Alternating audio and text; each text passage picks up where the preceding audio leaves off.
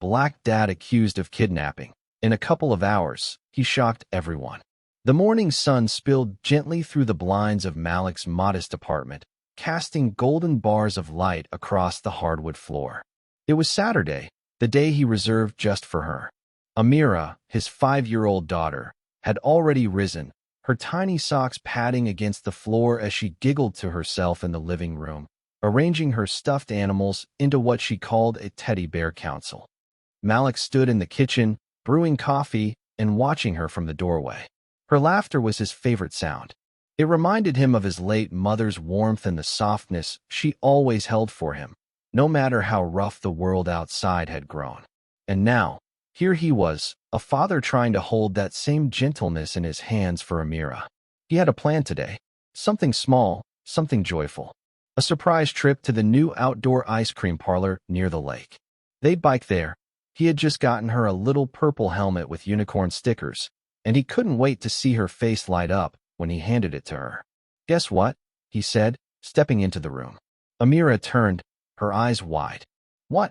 He crouched down and pulled the helmet from behind his back. "We're going to the lake. You, me, and some double fudge swirl. But first, you need your new riding gear." Her squeal echoed through the apartment. She jumped into his arms, her curls brushing against his cheek, her little hands clinging to his neck. For Malik, that moment, her smile pressed against his shoulder, was everything. He didn't know that by afternoon, everything would change. Malik adjusted Amira's helmet one last time, making sure the chin strap was snug but not too tight. She was already on her tiny bike, pink tassels fluttering from the handlebars, legs pumping in eager anticipation. "Ready, Daddy?" "Ready," he smiled, unlocking his own bike and tossing a small backpack over his shoulder, water bottles, wipes, her favorite storybook, and a few napkins tucked beside a pair of sunglasses. They set off. The neighborhood streets were quiet, the kind of suburban calm that Malik once dreamed would feel like safety. But he had learned, more times than he could count, that peace was never just about silence. It was about how that silence held you, or held you out. As they rolled past manicured lawns and white fences, Malik kept his pace slow, letting Amira lead. She called out birds and colors, pointed at garden gnomes, and laughed at a squirrel that darted across a driveway. Malik answered with encouragements, proud and amused. But as they turned onto Birch Avenue, he felt it. The shift. A curtain moved in a window. A man walking his golden retriever paused, eyes narrowing as they passed. A woman across the street, blonde hair tucked into a visor, stared a moment too long as Amira giggled, riding in wide, wobbly circles. Malik met their eyes with calm. Not confrontational, not submissive, just there. He was used to this choreography. But today he didn't care. Today was for Amira. Today was ice cream and sunshine. And so they continued, unaware that somewhere behind those windows, someone had picked up a phone and dialed 911. Inside one of the beige stucco homes on Birch Avenue, a woman named Carol tapped her manicured nails against the kitchen counter, her Bluetooth headset buzzing slightly with static. She watched Malik and Amira through her window, lips pursed, eyes narrowed. "They just look out of place," she murmured to no one but herself. Her dog barked once, sharply, as Amira squealed with delight outside. Carol moved to her phone and tapped the emergency number. "Yes, I'd like to report something suspicious," she said when the operator picked up. "There's a man with a little girl. He's dark-skinned, tall, and the girl, she's not the same color as him." The dispatcher asked a few questions. Carol filled in the blanks with confident uncertainty. "He seems aggressive." She looked scared. "He's not from around here." She never mentioned the smile on Amira's face, or the way she had reached out to hold her father's hand when they stopped at the intersection, or how gently he knelt to adjust her shoelaces moments before. None of that fit the narrative she had already built. As she ended the call, Carol felt a sense of civic duty, like she had prevented something, done something right. Outside, the laughter continued, still untouched. For now, Malik and Amira had just reached the park near the lake. The breeze off the water tousled Amira's curls as she parked her bike near a tree, her helmet slightly askew. Malik ruffled her hair gently, and reached into his backpack, pulling out 2 paper towels and a bottle of hand sanitizer. "You know the rules," he said with a wink. Amira giggled and held out her hands. "Sparkle clean, Daddy." He laughed softly. The sun shimmered on the lake, and the scent of grilled food and fresh-cut grass filled the air. Malik exhaled, letting himself relax. Then he heard it, the rising hum of tires over gravel, the clipped squawk of a police radio, the unmistakable tone of suspicion carried by speed. A cruiser rolled up onto the path near the bike rack, too fast for a park. 2 officers emerged, hands already resting on their belts, eyes fixed on him. Malik's body went still. Amira, oblivious, pointed to a duck waddling near the shore. "Daddy, look." But he couldn't answer. Not yet. One officer approached. "Sir, step away from the child." The world tilted. Malik blinked. "Excuse me." The second officer's voice was firmer. "We received a report of a possible kidnapping. We need you to step away from the girl. Now." Amira looked up, confused. "Daddy." Malik knelt slowly, kissed her forehead, and whispered, "It's okay, baby. Just stand right here." Then he turned to the officers, the quiet storm rising in his chest. "She's my daughter," he said. But in their eyes, he could already see it. They didn't believe him. Malik stood still, his palms raised just slightly. Not enough to suggest surrender, just enough to suggest he was aware of how quickly this could go wrong. Amira clutched the strap of her little backpack, her eyes darting between the officers and her father. "Daddy." Her voice was small now, uncertain. "Is there a problem?" Malik asked, his voice level but clipped with quiet fire. One officer, the younger of the 2, stepped forward. "We got a call. Said you didn't look like the child's legal guardian. We're going to need to ask you a few questions."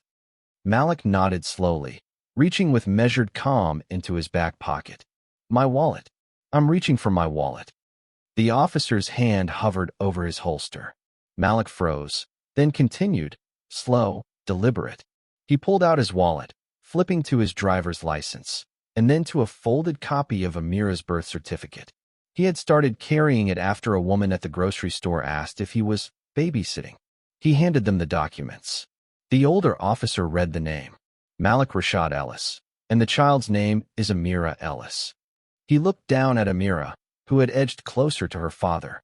"She calls me Daddy because that's who I am," Malik said softly, eyes never leaving the badge in front of him. The younger officer didn't look at the papers. His eyes stayed locked on Malik's face. "You got any other proof?" he asked. Malik's jaw tightened. "Like what?" The officer shrugged. "Medical records, school ID, custody agreement?" Amira whispered, "Daddy, I want to go now." And Malik, he broke a little. Because in that moment, with every piece of paper in order, every fact in place, every box checked, he knew none of it truly mattered. Because his skin said something louder than any document ever could. The park had grown quieter. What had begun as a typical Saturday scene, families on picnic blankets, kids tossing frisbees, couples walking dogs, now slowed, shifted. Conversations dulled to murmurs. Heads turned. People were watching. Malik could feel them. The way their glances skipped over the officers and landed on him. The way some looked down quickly, pretending not to see. Others didn't bother hiding their curiosity or their judgment. He saw one woman, phone in hand, not filming, just frozen, unsure whether she should. The older officer finally handed Malik back the birth certificate, his tone now slightly more cautious. "We're going to need to run your ID. Just protocol." Malik stared at him. "You have everything you need. Then it won't take long." They walked back to the cruiser, leaving Malik standing with Amira, the sun suddenly too hot on his neck. She tugged his sleeve. "Did I do something bad?" Malik knelt, pulling her gently into his arms. "No, baby. Never." "Are they mad at me?" "No." His voice cracked. "They're confused." Amira frowned. "Why?" Malik looked into her wide brown eyes. Eyes that mirrored his own. Eyes that saw the world with wonder, still untouched by the weight he had carried his entire life. He forced a smile. "Some people don't see things the way they really are." Just then, a woman in yoga pants approached hesitantly. White, mid-40s, eyes darting between the cruiser and Malik. "I saw what happened," she said. Do you want me to say something? I could tell them I saw you two come in together. Malik studied her. Would they believe you more than me? She didn't answer. She just looked down. The officers returned. One of them spoke. You're clear. Malik didn't move. Of course I am. The silence stretched. Then the officer added, You understand. It's our job to follow up. No, Malik said. It's your job to know the difference between concern and prejudice. He took Amira's hand. The walk back to their bikes felt different. He didn't know it yet, but the moment had been filmed, quietly, from a bench by a teenage girl who knew exactly what she was seeing. And she had already started uploading. The video hit the internet like a spark in dry grass. No yelling. No violence. Just a man, a little girl, and two officers with hands too close to their weapons. It showed Malik kneeling beside Amira, his voice calm, his face strained, the officers questioning, pressing, while she clung to his arm. The caption read, He said, She calls me daddy because that's who I am. And they still didn't believe him. Within hours, it was on Twitter, Instagram, TikTok. People stitched it, shared it, paused on Malik's expression, that aching calm, that barely concealed heartbreak. The hashtags followed. Hashtag this is my dad. Hashtag parenting while black. Hashtag let them smile. By Sunday morning, Malik's inbox was flooded. Some messages were furious, strangers offering apologies that weren't theirs to give. Others asked what they could do. Many were from fathers who looked like him, who told their own stories in hurried texts and voice notes. Same thing happened to me at Target with my twins. I keep my kid's birth certificate in my glove box, too. They always need more proof from us. And then the news station started calling. Malik ignored them. He didn't want to go viral. He had wanted an ice cream cone, a laugh, a ride through the park. That night, after Amira fell asleep curled beside him on the couch, he stared at the ceiling in the dark and made a decision. If they wanted to question his place in this neighborhood, in this world, he'd make them watch him redefine it. Not with rage, with truth, with clarity, with action. Tomorrow, the neighborhood would see him not just as the man in the hoodie with the little girl. They would see him as something more. Malik woke up early. The neighborhood was still cloaked in that delicate hush that comes just before the world stirs. The sky barely blew. He brewed coffee slowly, quietly, then sat at the kitchen table with his laptop open, Amira's art taped to the wall behind him, scribbles of stars and hearts, and a smiling sun that always had brown skin like hers. He typed a letter. Simple, direct. It was addressed to the local homeowners association, the PDA, and the police precinct. It wasn't angry, but it was sharp. A recounting of Saturday's events, a link to the video, and one question written in bold. What about me made you assume she wasn't mine? He asked them to hold a community forum, not just to address what happened, but to confront why it keeps happening. He signed it. Malik Rashad Ellis, father, neighbor, and not your suspect. He printed it, mailed copies, and sent the digital version to every inbox he could find. Then he walked Amira to preschool, holding her hand just a little tighter than usual. On his way back, he passed the house where the call had been made. He didn't know for certain, but he could feel it in his bones. A curtain twitched. He kept walking. By mid-afternoon, his phone buzzed. It was the community liaison for the police department. They wanted to meet. By evening, the HOA replied too. And then came the email that surprised him most. It was from Carol, the woman who had made the call. Subject line, I need to talk to you. The knock came just after sunset. Malik opened the door slowly, keeping his posture relaxed. Carol stood on the porch, arms crossed tightly over her chest, not out of defiance, but to hold something trembling inside. She looked different now. No makeup, no practiced smile. Just a neighbor standing in the heat of a truth she could no longer ignore. I was the one who called, she said before he could speak. He nodded once. I figured. Carol shifted her weight, glancing down at the welcome mat. I don't know what I thought. I just saw a little girl and a man I didn't recognize, and she trailed off, her words curling into silence. And you assumed she wasn't mine? Malik finished. She winced. I did, she whispered. And I'm sorry. I mean that. Malik didn't answer right away. The air was thick with everything her words couldn't undo. She smiled at me, he said quietly. She was laughing. Happy. And I was just being her dad. That's all I was doing. I know, Carol said, her voice cracking. I saw the video. I saw her face. I saw yours. And I realized. I saw danger where there was only love. Malik crossed his arms now, not in defense, but to hold his center. You thought you were protecting someone, but you hurt us both.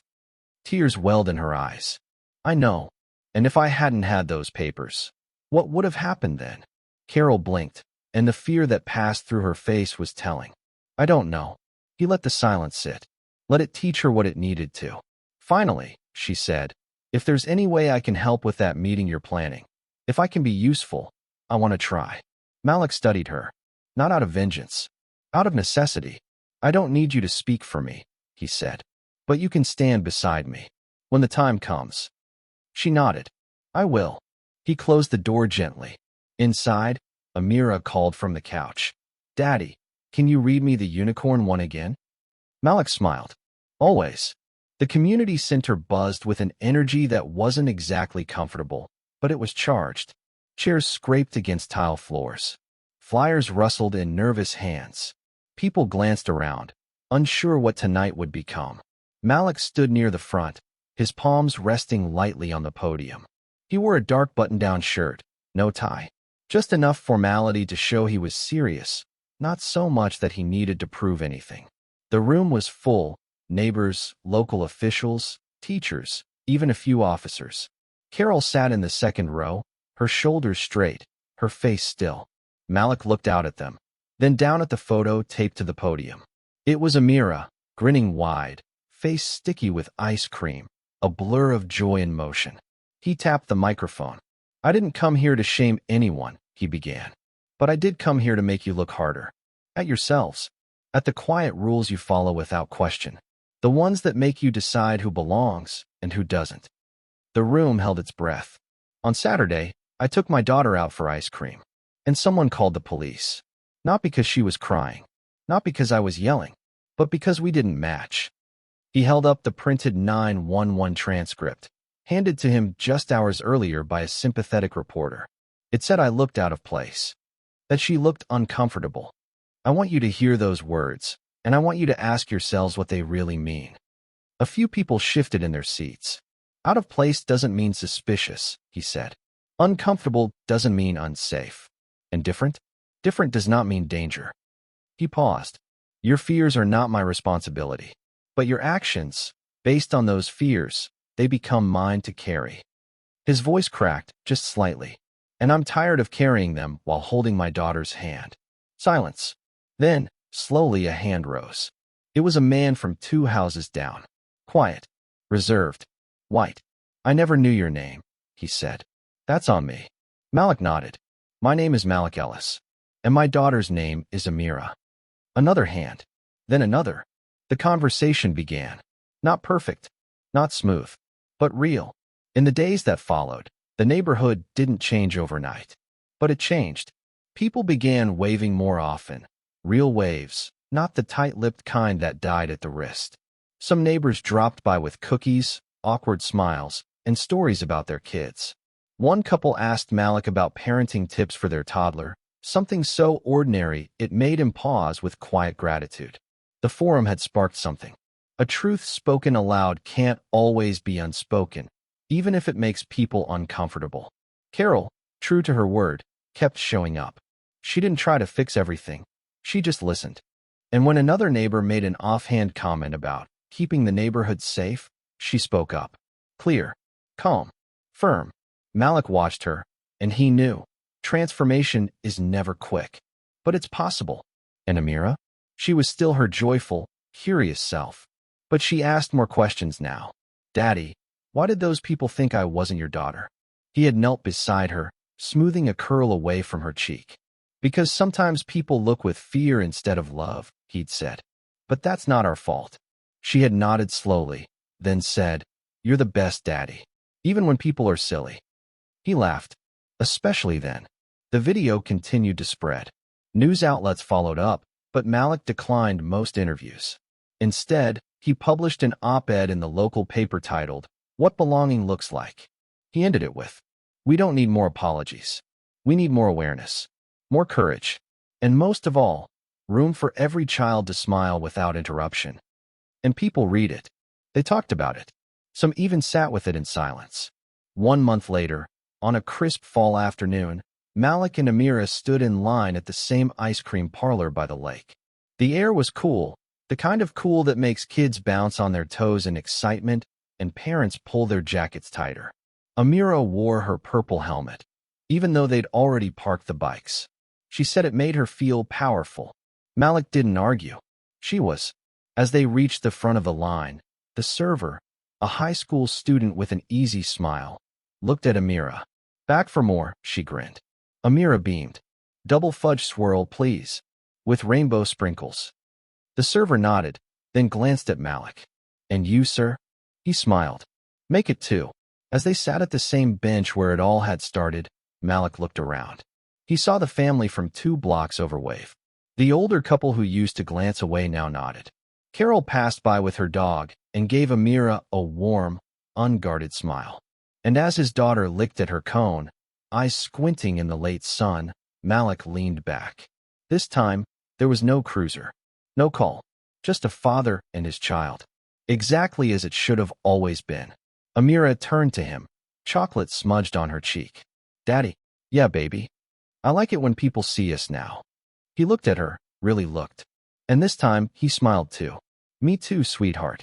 And for the first time in a long time, that smile was whole, uninterrupted, and it belonged entirely to them. Thank you for watching. Subscribe me and hit the notification bell to not miss new stories. Bye.